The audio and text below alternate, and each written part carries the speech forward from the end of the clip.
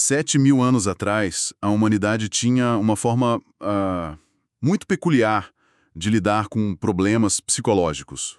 Uhum. Acreditava-se que o sofrimento mental absoluto, sabe, aquela angústia ou a confusão extrema, eram causados por maus espíritos que ficavam literalmente presos dentro da cabeça da pessoa. Uma ideia assustadora para os padrões de hoje. Muito. E a cura para isso era fazer um buraco no crânio com instrumentos de pedra rudimentares. O procedimento histórico é conhecido como trepanação. A ideia básica era criar uma porta de saída para deixar esses espíritos escaparem. Nossa, Pois é com essa imagem mental um tanto quanto visceral e intensa que iniciamos o nosso mergulho profundo de hoje. com certeza. É um ponto de partida forte. Sim. E a nossa pilha de fontes para esta exploração inclui desde livros didáticos de história da ciência até artigos acadêmicos bem densos e anotações incrivelmente ricas sobre os chamados fundamentos epistemológicos da psicologia. A missão desta nossa análise é mapear essa jornada impressionante. Entender como a humanidade deixou de culpar espíritos e entidades invisíveis e passou a usar o rigor da ciência, a biologia e a observação minuciosa para decifrar a mente humana. O que é fascinante aqui é notar que, por mais absurdas, perigosas ou até assustadoras que essas práticas antigas da treponação pareçam aos olhos contemporâneos, elas representavam a absoluta vanguarda do pensamento daquela época. Exato. Eram as melhores respostas que a humanidade tinha para um problema que era real. A psicologia, da forma como estruturamos hoje, é uma ciência relativamente jovem, né? Tendo se estabelecido com métodos formais apenas no final do século XIX. Uhum. No entanto, as suas raízes são milenares. Elas estão profundamente entrelaçadas com as grandes indagações filosóficas que sempre acompanharam a nossa espécie. Perguntas do tipo: o que é a alma, o que define a existência e qual é a verdadeira natureza do pensamento. Exatamente. A transição da filosofia pura para a ciência testável teve os seus primeiros tropeços e as fontes trazem anedotas históricas que são maravilhosas, justamente por mostrarem essa tentativa de acertar. Sim, muitas tentativas e erros. No século XVII, por exemplo, o brilhante filósofo René Descartes tentou resolver o problema da comunicação entre a mente e o corpo físico. A proposta dele, ele imaginou que os nervos humanos eram, na verdade, tubos ocos, tipo um sistema de encanamento microscópico mesmo. Um encanamento biológico. Isso. E por dentro desses tubos viajariam os chamados espíritos animais. Então, se uma pessoa chegasse perto do calor de uma fogueira, esse calor faria os espíritos animais subirem rapidamente pelos tubos até o cérebro, gerando a sensação. Era uma tentativa mecânica, quase hidráulica, de certa forma, de explicar a dor e o reflexo. Uma tentativa engenhosa para a tecnologia disponível.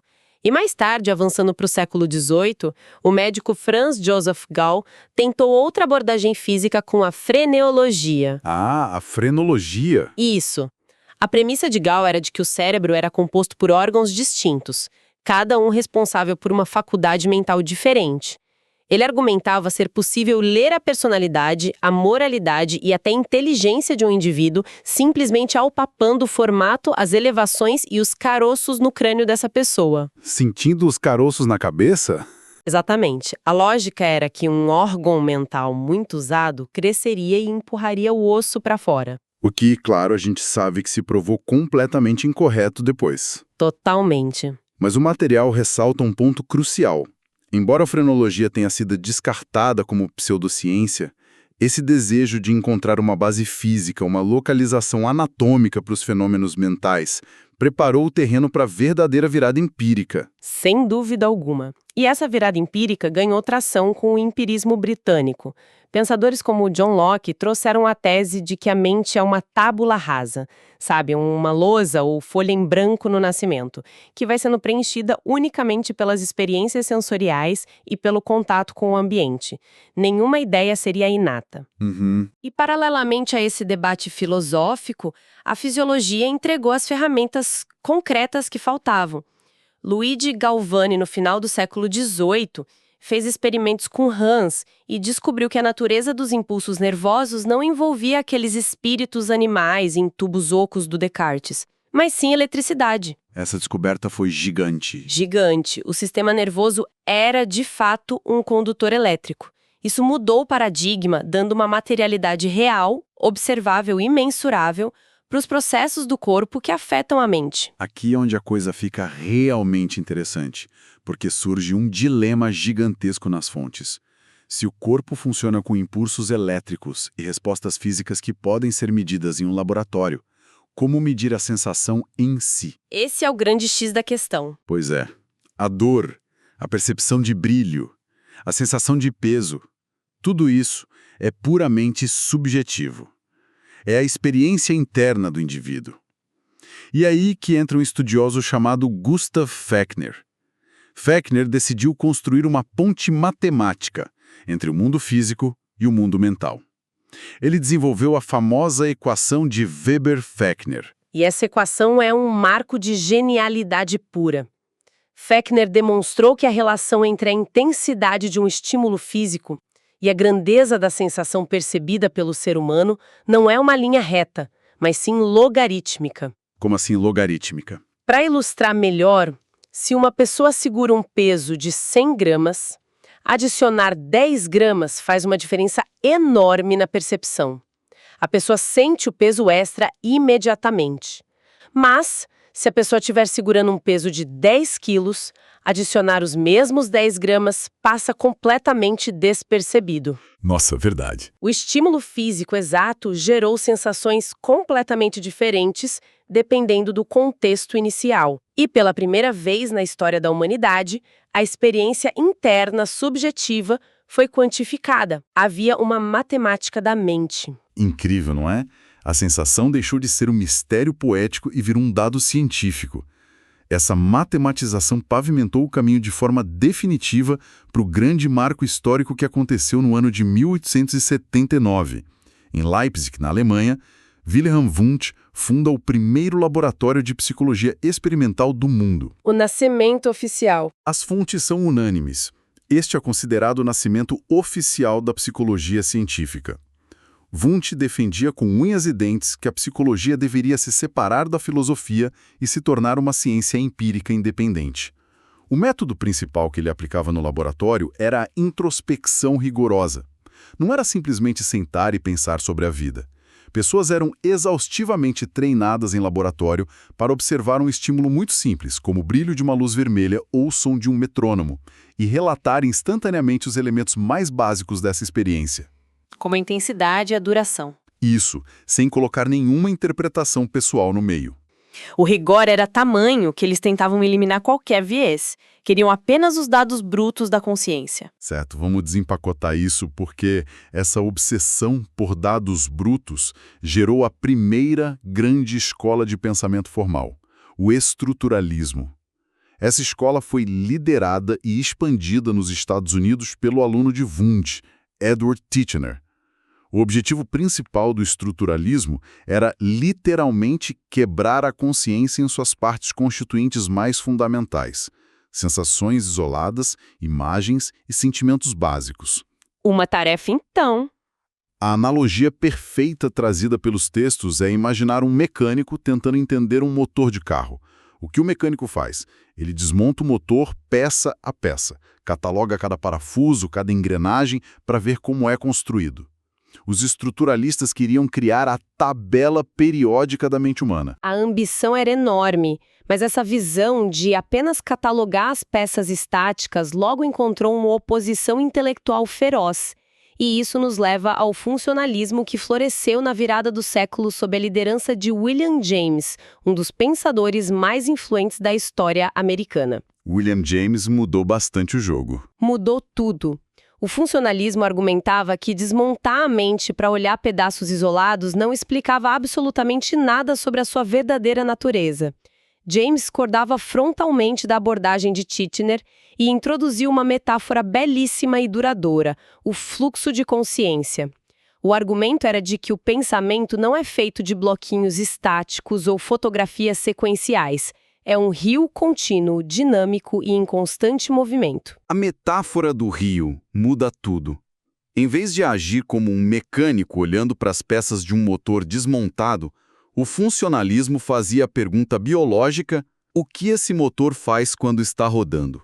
A influência da teoria da evolução de Darwin aqui é evidente. O foco mudou radicalmente para a adaptação. Como a mente humana, o sentimento de medo, a capacidade de tristeza e a própria noção de self ajudam a espécie humana a se adaptar a um ambiente hostil e a sobreviver. Exatamente. A função importa mais do que a estrutura. Enquanto essa discussão fervia academicamente entre a estrutura das partes e a função do pensamento, surgiu na Alemanha uma terceira via revolucionária, a psicologia da Gestalt. A Gestalt traz uma premissa muito elegante e intuitiva que quebra totalmente a lógica de desmontar a mente do estruturalismo. A grande máxima dessa escola é clássica: o todo é diferente da soma das partes. As nossas fontes trazem exemplos visuais clássicos para ilustrar isso e são exercícios fascinantes. Para quem nos ouve, é só pensar naquela famosa imagem ambígua de ilusão de ótica. Olhando de uma forma, vemos o contorno de um cálice escuro no centro da imagem. Mas se ajustarmos o foco, a imagem se transforma instantaneamente em dois rostos brancos de perfil, olhando um para o outro. É um exemplo perfeito. Ou imaginemos um grupo de pontos isolados dispostos no papel com uma certa curvatura. A mente humana não enxerga 15 pontos pretos isolados. Ela enxerga automaticamente um círculo perfeito, preenchendo as lacunas invisíveis. A Gestalt provou empiricamente que a percepção humana organiza os estímulos ativamente em totalidades significativas. O cérebro não recebe os dados passivamente, ele constrói a realidade. E analisar a batalha dessas três escolas não é apenas um exercício de história acadêmica. Revela o porquê de tudo isso importar profundamente para compreendermos quem somos. Essas escolas de pensamento, com as suas divergências profundas, provam que a mente humana é um fenômeno de uma complexidade tão assustadora que olhar apenas para a estrutura microscópica das sensações, ou apenas para a função evolutiva adaptativa, ou apenas para a percepção criativa do todo, era insuficiente. Era absolutamente necessário o uso dessas múltiplas lentes sobrepostas para começar a enxergar o quadro completo da experiência mental. Uma base sólida para o que viria a seguir. E por falar em mudar a lente, nada na história da psicologia mudou o foco de forma tão drástica, quase violenta, quanto a chegada do behaviorismo no início do século XX. O behaviorismo focava inteira e exclusivamente no comportamento observável. Uma ruptura total. A premissa era muito contundente. Ignorar a consciência, esquecer a mente inobservável, abandonar a introspecção de Wundt. A ciência só deveria focar naquilo que pode ser visto, medido e quantificado de fora. A história nos entrega experimentos que se tornaram ícones culturais. Temos o fisiologista russo Ivan Pavlov e o seu famigerado cão. Pavlov percebeu que o cão aprendia a associar o som de uma campainha à entrega de comida. Logo, o animal passava a salivar apenas ao ouvir o som, sem a presença da comida. A isso deu-se o nome de condicionamento clássico. Sim, o clássico exemplo da campainha. Temos também Edward Thorndike colocando gatos dentro de caixas com mecanismos de fuga. Os gatos aprendiam a escapar por pura tentativa e erro, o que permitiu a Thorndike formular a lei do efeito. Comportamentos que geram consequências satisfatórias no ambiente tendem a se repetir, enquanto os que geram desconforto tendem a sumir. E o behaviorismo atinge o seu ápice de influência e sofisticação técnica um pouco mais tarde, com B.F. Skinner e a teoria do condicionamento operante. Skinner demonstrou de forma brilhante que até os comportamentos voluntários mais complexos são moldados e mantidos rigorosamente pelas consequências que geram no ambiente, sejam elas recompensas, os chamados reforços ou punições. Não se tratava de negar que as pessoas pensam ou sentem. O behaviorismo radical argumentava, na verdade, que as explicações úteis e verdadeiras para prever as ações humanas estavam sempre nas condições do ambiente externo e não em supostas causas internas misteriosas que não podem ser medidas. O contraste histórico aqui é digno de um roteiro de cinema. Porque no exato mesmo período de tempo em que o behaviorismo dizia que só o ambiente externo importava, Lá na Áustria, Sigmund Freud estava olhando para as profundezas mais inobserváveis e escuras do ser humano através da psicanálise. Visível de um gigantesco iceberg. A verdadeira força motriz do comportamento estaria submersa nas águas profundas do inconsciente. O foco da psicanálise debruçou-se sobre a interpretação dos sonhos, os desejos reprimidos e os famosos atos falhos. É comum passarmos por aquele momento em que alguém acidentalmente chama a atual parceria romântica pelo nome de um ex-parceiro. Para a psicanálise ortodoxa, isso raramente é um simples erro de pronúncia. É o inconsciente se manifestando ativamente, deixando escapar uma verdade oculta. E Freud também estruturou o aparelho psíquico naquela famosa e conflituosa divisão. O id, movido pelo princípio do prazer e pelos impulsos primitivos, o superego, representando o peso esmagador das regras e moralidades sociais internalizadas, e o ego, a parte consciente que tenta desesperadamente equilibrar os desejos do id com as repressões do superego perante a dura realidade. Uma visão da humanidade impulsionada por conflitos internos constantes. Sem dúvida. E como uma resposta direta tanto ao determinismo do behaviorismo, que muitas vezes via as pessoas como meros produtos mecânicos de condicionamento ambiental, quanto ao determinismo da psicanálise, que focava predominantemente em traumas reprimidos, neuroses e impulsos obscuros, surgiu o humanismo. O movimento ficou frequentemente conhecido como a terceira força da psicologia. Uma lufada de ar fresco. Liderado por figuras essenciais como Abraham Maslow e Carl Rogers, o humanismo trouxe muito otimismo para a disciplina. Em vez de focar no adoecimento ou no controle animal, o foco voltou-se para o potencial inato do ser humano para o crescimento, a bondade e a autodeterminação. É desse berço teórico que surge a famosa pirâmide das necessidades de Maslow, que postula uma ideia muito poderosa. Uma vez atendidas as necessidades básicas de sobrevivência fisiológica e de segurança física, o ser humano é naturalmente impulsionado e motivado a buscar níveis mais altos de afeto, estima e, no topo de tudo, a sua plena autorrealização. Uma jornada teórica vasta e rica. Mas, ao revisarmos toda essa cronologia de grandes nomes e teorias dominantes, as nossas fontes de estudo trazem um alerta documental vital. A história inicial da psicologia, assim como a evolução de praticamente todas as disciplinas científicas da época, infelizmente silenciou e excluiu sistematicamente vozes importantíssimas, especialmente as das mulheres. Devido às barreiras acadêmicas severas e aos preconceitos estruturais daquele período, elas enfrentaram obstáculos imensos. No entanto, realizaram trabalhos pioneiros que sustentam muitas bases da psicologia até hoje. Mulheres incríveis que mudaram o rumo da ciência. Temos o caso de Margaret Floy Washburn, que se tornou a primeira mulher a receber oficialmente um doutorado em psicologia, produzindo um trabalho comparativo monumental sobre comportamento animal que influenciou gerações. Temos Lita Stetter Hollingworth, que utilizou o rigor empírico, coletando dados meticulosos para desmistificar de vez a visão absurda, porém extremamente popular e pseudocientífica na época, de que as habilidades intelectuais e a competência das mulheres diminuíam durante o ciclo menstrual. Um trabalho essencial. E não podemos esquecer de Mary Calkins, pioneira absoluta no estudo dos mecanismos de memória. Ela completou todos os requisitos para o doutorado na Universidade de Harvard, superando o desempenho de todos os seus colegas do sexo masculino, mas a instituição se recusou a conceder o título simplesmente pelo fato de ela ser mulher. Ainda assim, a sua influência foi tão inegável que ela se tornou a primeira mulher a presidir a Associação Americana de Psicologia. Isso levanta uma questão importante que está muito presente nos registros documentais desta nossa análise. O impacto da ciência na sociedade. Além das vozes que foram ativamente silenciadas, o desenvolvimento da ciência psicológica também teve momentos em que as suas teorias cruzaram caminhos com interpretações sociais e políticas de forma extremamente perigosa. É uma parte difícil da história. Sim.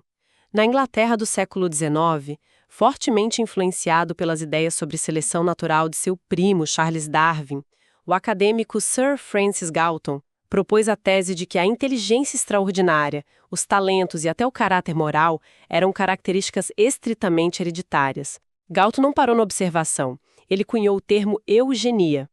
Conforme os relatos estritamente históricos detalhados no nosso material, a premissa dessa teoria defendia o incentivo à reprodução das chamadas classes mais aptas. Historicamente, essa crença na transmissão puramente biológica e inalterável de qualidades humanas forneceu o verniz científico que embasou e legitimou diversas interpretações, leis e políticas de seleção que, ao longo do século XX, culminaram em severos programas de segregação, esterilização e nas imensuráveis tragédias históricas que o mundo testemunhou durante a Segunda Guerra Mundial. A documentação nos mostra o peso real de como as hipóteses científicas de uma época podem reverberar na formulação de políticas públicas. Um registro histórico denso, mostrando que as ideias debatidas em laboratórios têm o poder de moldar a civilização. E, avançando no tempo, chegamos em como todas essas correntes purificadas e revisadas por décadas de novos testes empíricos desaguam na psicologia moderna que impacta o nosso cotidiano. Na prática clínica e no dia a dia, a análise do comportamento, que é herdeira do behaviorismo, e a terapia cognitivo-comportamental, ou conhecida como TCC, tem um papel gigante na qualidade de vida das pessoas. As fontes trazem um exemplo de análise do comportamento que chega a ser cômico de tão real para ilustrar isso. Eu adoro esse exemplo. É muito bom. Imaginemos a dinâmica de um casal. O marido tem o mau hábito de jogar a cueca suja no chão do quarto todos os dias. A esposa fica irritada, briga constantemente sobre isso, mas, no fim do dia, para ver o quarto arrumado, ela mesma acaba recolhendo e lavando a roupa. Sem perceber, a consequência ambiental final da ação de jogar a roupa no chão é ter a roupa magicamente limpa e dobrada na gaveta dias depois. A esposa, mesmo brigando, está fornecendo o reforço positivo que mantém um comportamento indesejado do marido ocorrendo. É a aplicação pura de Skinner na rotina doméstica. O clássico condicionamento operante na vida real. Já a TCC, desenvolvida pelo psiquiatra Aaron Beck, dá um passo além do comportamento visível e foca diretamente na relação entre os pensamentos automáticos e as emoções resultantes. A lógica é cristalina. Se o indivíduo cultiva uma crença central invisível, como a ideia de "eu não sou amado por ninguém", e um amigo demora algumas horas a mais para responder a uma mensagem de texto, essa situação ambígua passa por essa crença e gera um pensamento disfuncional. O indivíduo interpreta: ele me odeia, sou um fardo. O resultado emocional é a tristeza profunda. E o comportamento físico que se segue é o isolamento social, não responder mais a mensagens, o que ironicamente acaba afastando o amigo, confirmando a crença inicial. Uma demonstração perfeita de como a interpretação do evento importa tanto quanto o evento em si. E de forma paralela, é imperativo notar que a própria psicanálise não ficou cristalizada no tempo com os dogmas da Viena de Freud. Ela ramificou-se e evoluiu profundamente, explorando novas dimensões estruturais do inconsciente humano.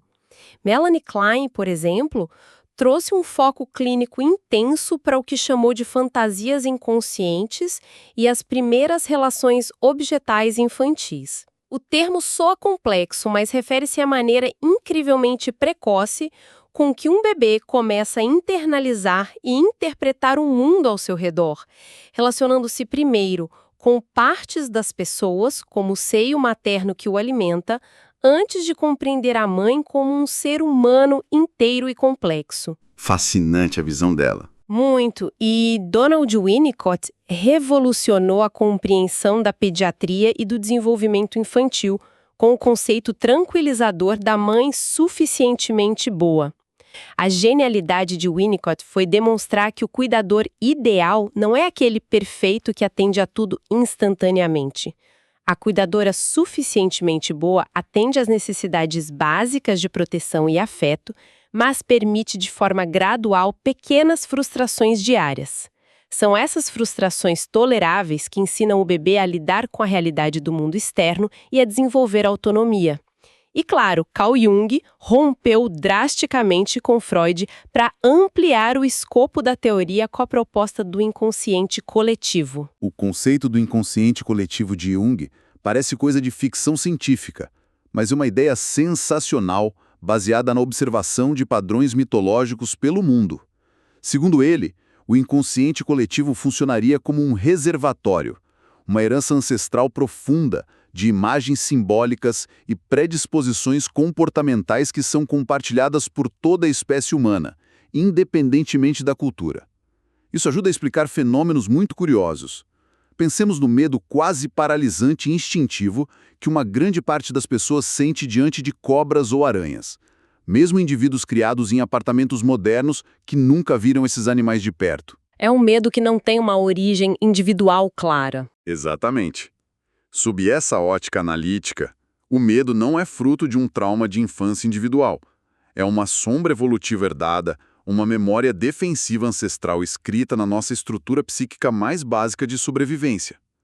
Então, o que tudo isso significa quando conectamos finalmente as ideias puramente mentais ao motor central de tudo, o próprio cérebro e a biologia do corpo? Significa que as disciplinas da neurociência e da psicobiologia são essenciais para fechar complexa equação do comportamento humano. A ciência moderna refuta categoricamente a visão de que o cérebro nasce como uma lousa completamente em branco. A genética comportamental atual demonstra com dados vastos que a nossa carga genética molda inegavelmente fortes predisposições temperamentais. E no campo microscópico, a bioquímica dita as regras das nossas emoções de forma muito literal, mediada pelos neurotransmissores. A química mandando em tudo? Totalmente. Se falarmos de serotonina, estamos falando do maestro responsável por estabilizar o humor, a sensação de bem-estar contínuo e a regulação profunda dos ciclos de sono. A noradrenalina, por outro lado, atua fortemente ligada ao nosso estado de alerta vigilante, ao foco da atenção e à reação física imediata frente a situações de estresse repentino. E a dopamina desempenha o papel crucial de combustível do nosso sistema de recompensa cerebral. Ela orquestra o prazer, o planejamento e a motivação direcionada a objetivos. É um equilíbrio tão delicado que a sua desregulação severa está associada a condições motoras gravíssimas, como o mal de Parkinson, até condições psiquiátricas complexas, como a esquizofrenia. A máquina por trás da mente trabalhando em tempo real. E essa ligação entre o intangível da experiência mental e a engrenagem biológica do corpo fica assustadoramente visível e inegável quando os textos abordam a relação direta com o sistema imunológico. As nossas fontes detalham com muita clareza que o estresse crônico continuado e a ansiedade desproporcional não ficam de forma alguma contidos apenas no reino abstrato dos pensamentos. O corpo não diferencia a ameaça imaginária da ameaça real. Esses pensamentos disparam alarmes físicos no hipotálamo. Eles forçam as glândulas a aumentar substancialmente a produção de cortisol na corrente sanguínea, alteram os ritmos do sistema nervoso autônomo e têm o poder de literalmente desarmar e derrubar o exército de defesa imunológica do corpo. Ficar doente de tanto estresse. Sim. Passar por longos períodos vivendo cronicamente estressado não apenas suga energia e exaure a mente, torna o corpo físico muito mais suscetível a doenças, invasões de vírus oportunistas e infecções bacterianas severas. E é exatamente nesta encruzilhada interdisciplinar que a melhor ciência da atualidade atua. A conclusão inescapável dos estudos mais recentes é a compreensão de que o corpo físico e a mente abstrata não são, sob nenhuma hipótese, entidades separadas ou sobrepostas, mas sim um circuito integrado, dinâmico e completamente unificado. A biologia celular influencia e dita os ritmos das emoções mais sublimes, ao passo que o ambiente cultural e a qualidade dos nossos pensamentos conscientes alteram concretamente a regulação dessa mesma biologia. É uma síntese que chega a ser de tirar o fôlego quando paramos para contemplar o caminho percorrido. Iniciamos a exploração lá no berço da civilização humana, descrevendo o ato de fazer furos em crânios de osso com pedras para afugentar maus espíritos invisíveis. Avançamos pela meticulosidade das engrenagens e das medições precisas do primeiro laboratório experimental na Alemanha com Wundt. Passamos pelas batalhas entre quem queria desmontar o pensamento, os estruturalistas, e quem focava apenas nos hábitos dos ratos e cães, os behavioristas. E chegamos até os dias de hoje, armados com a compreensão fascinante dessa dança extremamente complexa que nos forma. Uma dança que entrelaça o ambiente social que nos cerca, os nossos comportamentos mais repetitivos, as memórias e traumas silenciosos que guardamos às 7 chaves no inconsciente e toda a deslumbrante sopa química cerebral guiada por correntes de dopamina e serotonina. Uma trajetória espetacular. E o valor imensurável de extrair todo esse conhecimento dessas densas páginas de história para a nossa audiência, aplicável logo ali no nosso cotidiano, é o ganho de ferramentas práticas. É ter o conhecimento para começar a entender de onde vêm os próprios hábitos teimosos, as repentinas explosões de humor irracionais ou aquelas angústias silenciosas que teimam em aparecer à noite. Ter a posse dessas informações é possuir um mapa fundamental para cada indivíduo tentar entender um pouco melhor o terreno da própria mente. Se conectarmos isso ao quadro geral presente nos artigos científicos mais recentes, surge das páginas uma reflexão final que considero incontornável. Os textos frequentemente retornam à importância clínica do conceito de coping, o que em português chamamos de mecanismos de enfrentamento.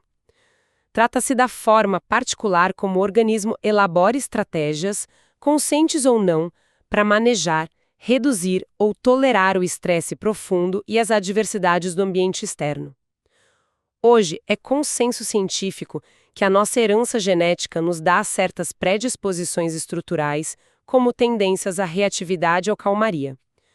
Contudo, é a exposição constante ao ambiente externo que liga ou desliga esses interruptores biológicos através do coping. E onde isso nos leva? Ação silenciosa e poderosa, que fica suspensa nas entrelinhas de toda essa trajetória científica, é de proporções muito maiores. Se sabemos que as pressões moldam o cérebro em tempo real, até que ponto as estratégias individuais exaustivas que desenvolvemos hoje para suportar a pressão acelerada do mundo hiperconectado moderno, as nossas atuais formas de coping, estão reescrevendo não apenas a biologia molecular e a imunidade de cada indivíduo isolado? Até que ponto essas estratégias conjuntas não estão moldando de forma permanente e estrutural a próxima resposta cultural, o funcionamento das futuras gerações e a identidade da civilização ao nosso redor? A mente humana adapta-se e molda o corpo.